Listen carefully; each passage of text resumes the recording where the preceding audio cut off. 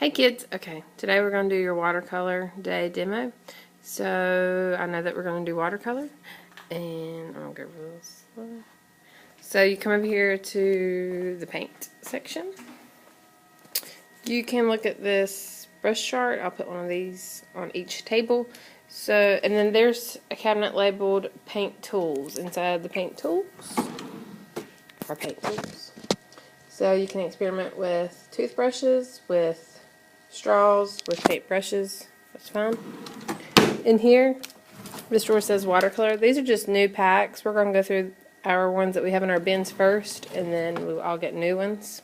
So I'm going to be sitting at the purple table, so I'm going to come get the purple basket.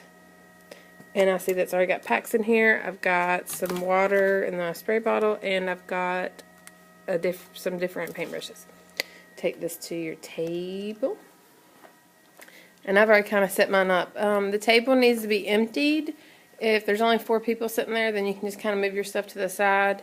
If you're afraid that your table's going to get really messy, just go grab a tablecloth, and they're on that back shelf on the bottom, in that bin right beside the aprons. For watercolor, you don't really need an apron because you're just using water and paint. But if you feel the need, again, go get you one. I'm going to try to do this. Alright, so for prep reasons, I've got my paper, my final surface. I've got, yes, that's a dog food bowl, but we're hoping this doesn't spill. You don't put water in here, I put water in here.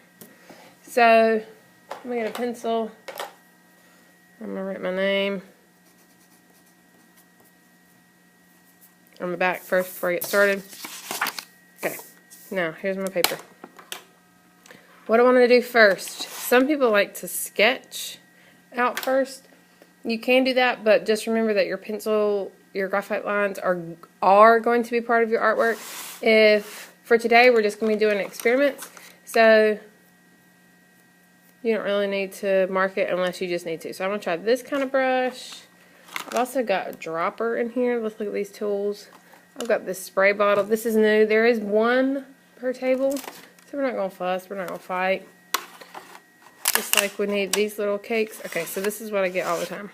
Miss Wingrows, there's nothing in here. Alright, so for watercolor, you don't need it to be completely filled like this brown. Alright, even that blue, it looks like there's nothing in there, but we can make a lot out of it.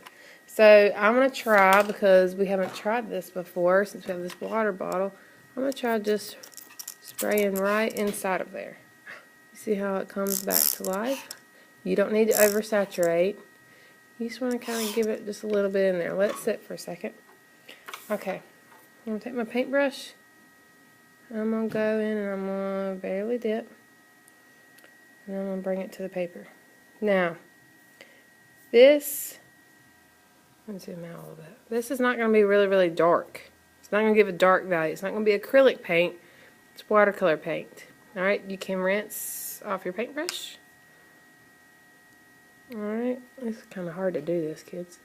Alright, so now here's some blue. You can watch as the paint goes down through your water line.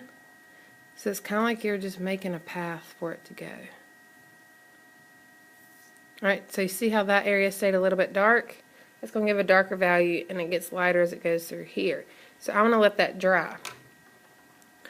What we talk about sometimes is while that dries, then you can start another one.